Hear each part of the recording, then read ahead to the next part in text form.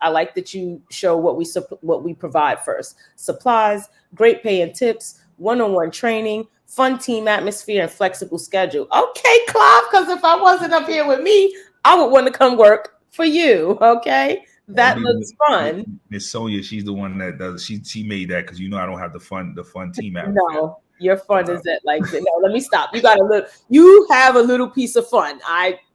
You have like 2% of fun. So that's funny. We ask all these questions, right? And in these questions, like, how did you hear about the job? Are you older than 21? So all these questions. I really just like how you have that set up to where they can drop in their answers right there easily, and then the answers dictate whether you see their applications or not.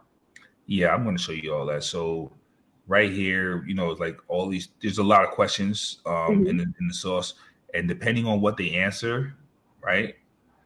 Depending on what they answer in all of these, we have applications. So this would allow us to know if they're qualified, right? So we're sorting by qualifications, and then we have the status. Are we rejected? Are they qualified? Are they hired?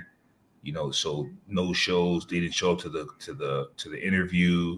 They qualified. They were rejected. So we have a whole process inside of this where we use it and we use ClickUp. As you can see right here, and this all depends on questions they ask in here, and then that's how you would get that there. I like how that with those questions, people are not qualified based on their answers. That is amazing because, again, like I said, a lot of us, when we're looking for cleaners, we put out an ad and we get 1,000 applications and start sifting through like that. The way that you have that set up where your people who are looking for work from you are directed to that page and have to answer those questions, they're directed to that's sort of like a landing page. Yeah, so there's a whole sequence cadence of what we do. So we do have, you can schedule a call. If they don't schedule a call within 10 minutes, then it puts on our VA's calendar that she should call them, right? Okay. So we want to give them an opportunity to schedule a call, but if they don't, it's a competitive market out here, so we want to reach back out and let people know that we're serious about calling them. So every time an application is filled out, we get a ding, and then we wait 10 minutes to say, hey, did they fill out the scheduling part? Because some people don't know how to do it. Some people, it's technology. Some people are like, oh, I don't even know how to do that. So if they don't do it, we call them ourselves. But as long as they go through that, they come to that landing page, they answer your questions, and they are qualified, pre-qualified, or disqualified based on exactly. Those. Mm-hmm. Yep. Mm-hmm. That's an amazing filtration process. Most cleaning business owners are detailed, they're perfectionists, but they're very outgoing. They love to talk with people. When you have cleaners like that, what happens is they get very cool with the clients, and then they start saying, hey, you know what, I can start my own business. I don't mind, because I've had people come and say they want to start. I've had people here like, oh yeah, I'll start my own business, but I always tell people, go ahead. I'm not hiding anything from you. You know what I mean? Because our business is going to thrive. Because I know that 1 out of 10 people who start the cleaning business are going to go back to work. They're going to go back. 1 out of 10. I did not realize that stat. 10% of people who start their cleaning business are going back to work. They're going out of business. You know how many people come to me and say, yeah, I had a cleaning business before. They left. They went to go get started cleaning. They thought it was easy because they thought because we think because we can clean, we think that we can run a business. It's not the same thing. True. Yeah. So that's what happens. Like I tell people, I said, yo, there's no secrets. They be like, oh, how do you get clients? Like, yo, you can go on Google. You know what I mean? There's a lot of things you can do. Are you going to go door to door? Are you going to knock on everybody's door? Are you going to follow with leads all day? Are you going to, when somebody calls you, how are you going to do this? There's way more work in the business than there is in the actual deep cleaning. I would say that it's different work, right? But it's still hard work. They're still both hard work. That's what I would think it's saying, right? Because I never want to, the cleaners, I always let them know you're like, y'all doing it because it's hard work to clean, right? Yes. But the difference is that it's not as routine cleaning, right? So what happens with cleaning is that I go in a house, it's basically, or a building, I basically clean. I know what I'm doing, right? In a business, there's so much pivoting has to go on.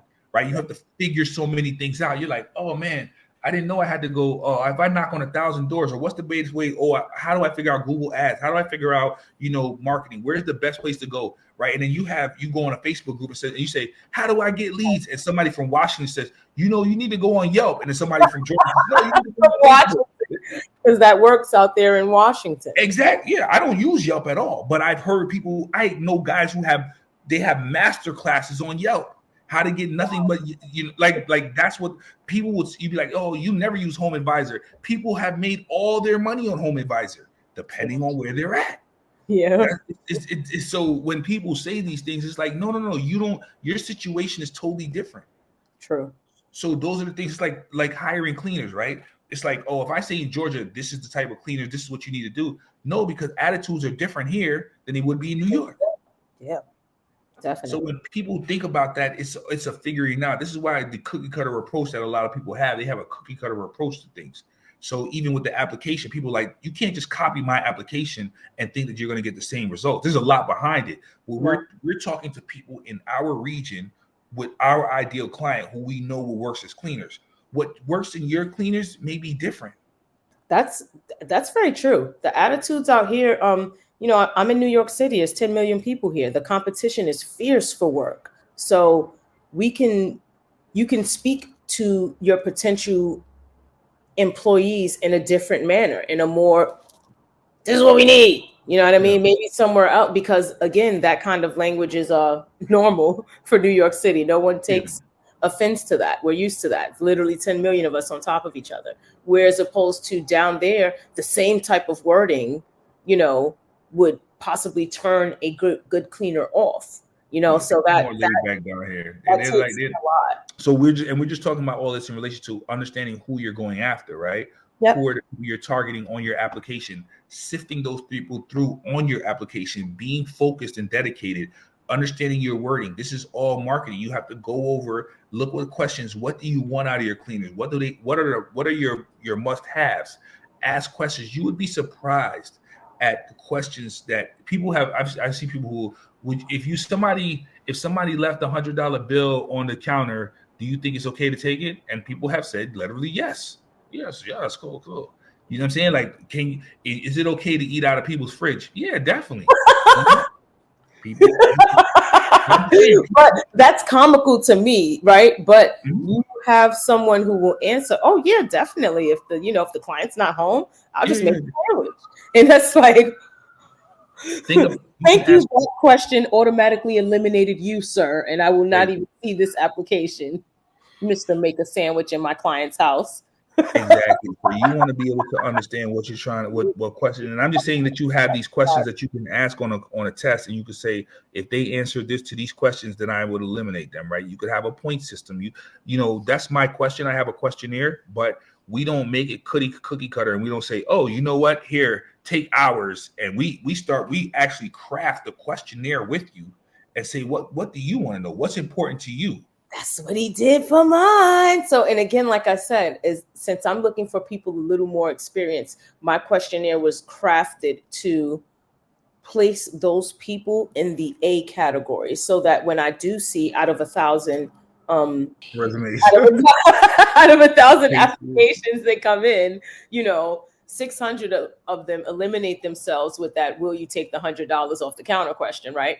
Boom. Now you're gone. Now, out of the 400 that I have left, 200 have answered the question in a manner which makes them an A player, which means that I'm going to see those first. So again, what that's going to do for us as cleaning business owners is just declutter our time.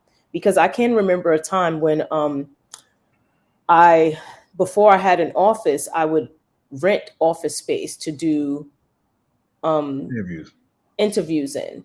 And at that point, I was literally just putting a job out on Craigslist. And out of all of the 1,000 emails and calls that I got, I would just schedule you in 30-minute time blocks. One day I had nobody come, and I was paying for that office $60 an hour. That hurt. You know what I mean? But now that we do more of a filtering process, I am not saying this is perfect. You are going to get some bums that filter their way all the way through.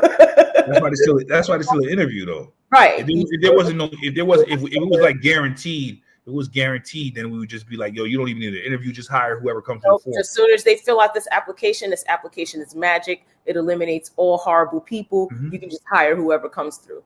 That is not the case. What it does is saves you time from looking at the ones with certain information that would automatically disqualify them for you anyway. And then categorize the ones who you think would be A players based on the application being based on your core values, what's important to you, to your business, to your company. What do you need to happen? What do they need to do? You know what I mean? So having that in place, understanding that, then we can go on to how do we conduct hiring, how do we conduct interviews, onboarding. There's a whole process in it, but this is a major key to having the application, understanding who you're looking for, because everything else down the line won't make sense if you don't know who you're looking for and you don't have the right application to filter those people out.